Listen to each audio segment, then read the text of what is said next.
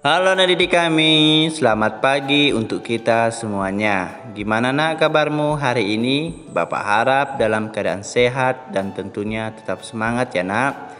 Nah hari ini kita akan memulai pembelajaran kita di tema 2, yang dimana kita masuk pelajaran yang kedua, yaitu bahasa Indonesia dengan tema 2 subtema 1 dengan judul dongeng.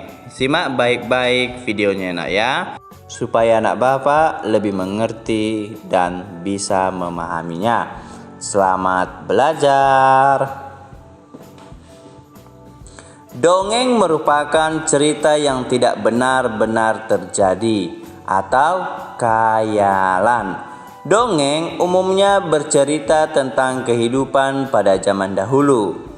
Dongeng biasanya bersifat menghibur dan mengandung nilai-nilai moral atau dalam bentuk pendidikan. Tokoh dalam dongeng dapat berupa manusia, hewan, maupun tumbuhan. Tokoh dalam dongeng memiliki sifat berbeda-beda, misalnya jahat, pemalas, rajin, dermawan, dan serakah. Dongeng memiliki alur cerita yang sederhana. Biasanya terdapat pesan moral atau amanat yang disampaikan kepada pembaca. Saat membaca dongeng, sebaiknya sesuai alur ceritanya.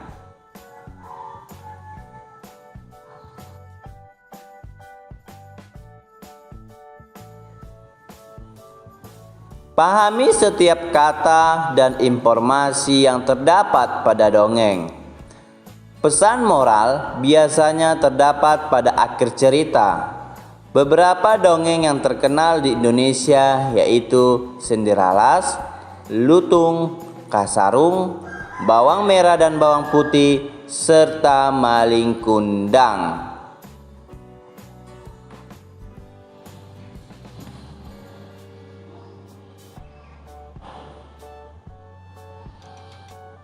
Dongeng yang menceritakan kehidupan hewan yang berperilaku menyerupai manusia disebut fabel. Jadi diingat ya nak, yang berperilaku sebagai hewan dan menyerupai manusia itu disebut fabel. Berikut merupakan contoh fabel antara lain kancil, kelinci, dan kura-kura, keledai malas, dan tikus kota. Jadi inilah contoh dari fabel ya nak ya. Bagaimana? Apakah sudah tahu? Nah sekarang kita masuk yaitu pesan moral dalam dongeng.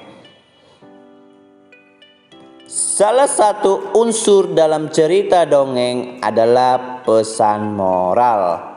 Pada umumnya pesan moral juga disebut sebagai amanat cerita. Nah, tahukah kalian apa itu pesan moral? Ayo, pesan moral yaitu pesan atau ajaran moral yang ingin disampaikan penulis kepada pembaca.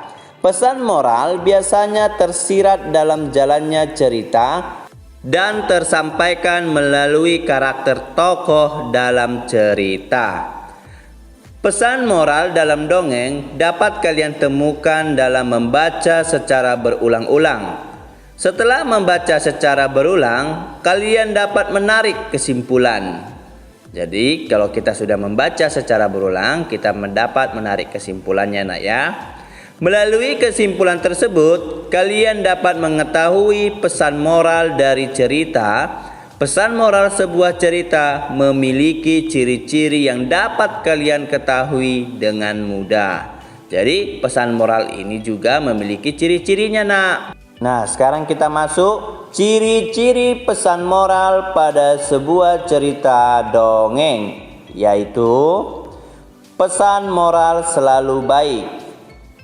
Yang kedua, dapat dilihat pada akhir cerita.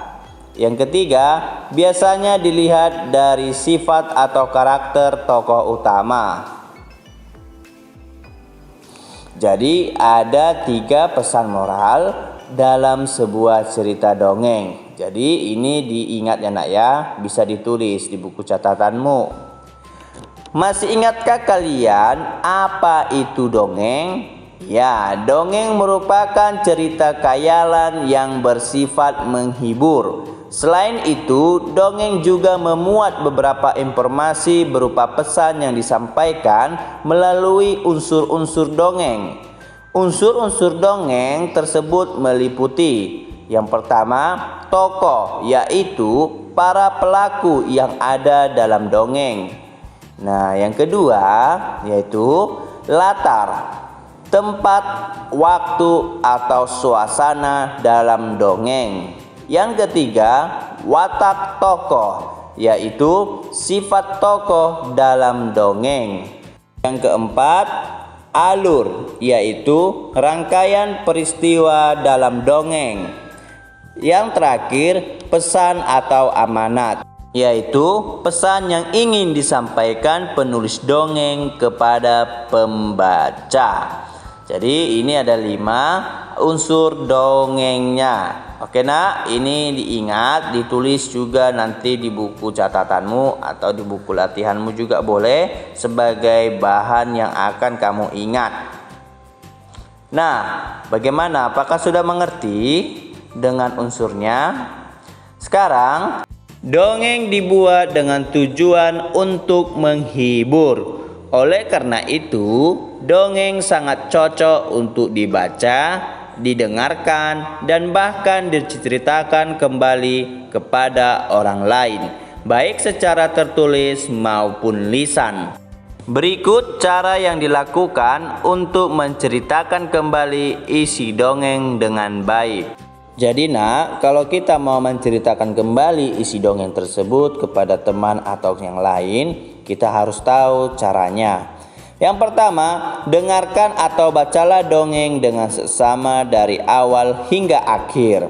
Yang kedua, catatlah tema, tokoh, sifat tokoh, dan latarnya. Yang ketiga, catat semua peristiwa atau alur yang terdapat dalam dongeng. Yang keempat, ceritakan kembali isi dongeng dengan kalimatmu sendiri. Gunakan struktur kalimat yang jelas dan mudah dipahami. Jadi ada keempat cara agar anak bapak bisa menceritakan kembali isi dongengnya. Karakter tokoh-tokoh dalam dongeng. Salah satu unsur dalam dongeng adalah tokoh. Tahukah kalian apa itu tokoh? Tokoh adalah para pelaku yang ada dalam dongeng. Tokoh dalam dongeng dapat berupa hewan, manusia, dan tumbuhan. Cara penulis menggambarkan setiap tokoh dalam cerita disebut penokohan. Setiap tokoh dalam dongeng memiliki sifat, sikap, dan tingkah laku tertentu.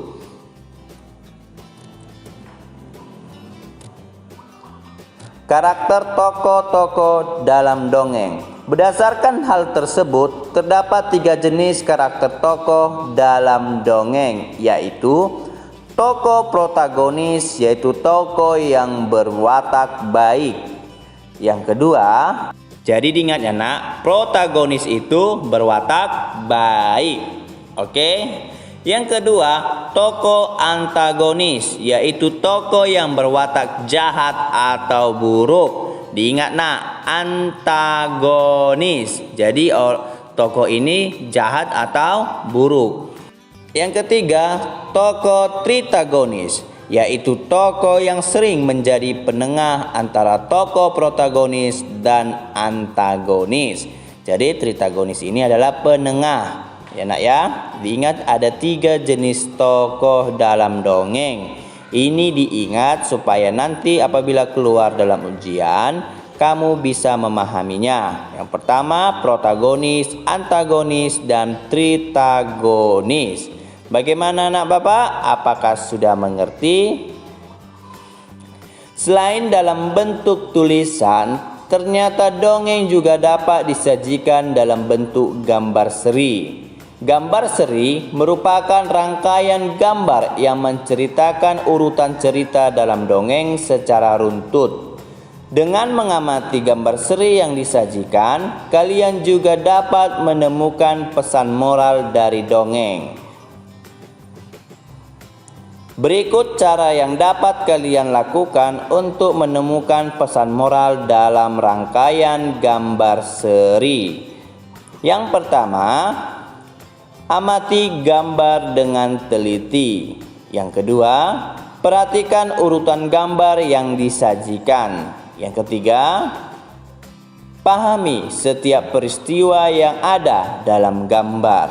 Dan yang terakhir, temukan pesan dalam rangkaian gambar yang berbentuk cerita. Jadi temukan pesan dan moralnya dalam rangkaian gambar tersebut, nak. Jadi pertama amati, kedua perhatikan, ketiga pahami, dan keempat temukan pesan moralnya. Nah, bagaimana nak? Apakah nak Bapak sudah mengerti? Jika sudah mengerti, untuk tugasmu, bukalah LKS-mu halaman 23. Bacalah isi kisah pohon tomat dan pohon mangga. Setelah kamu sudah membaca sampai halaman 24, maka jawablah pertanyaan ayo berlatih 1-5. Buat di buku tugasmu. Nah, bagaimana nak? Apakah sudah mengerti? Jadi sekianlah pembelajaran kita pada hari ini. Jika ada pertanyaan, jangan sungkan-sungkan untuk bertanya. Oke, nah didik kami, selamat belajar, selamat mengerjakan. Jangan lupa di like dan subscribe-nya. Oke, nah didik kami, sampai jumpa di pembelajaran berikutnya. Dadah.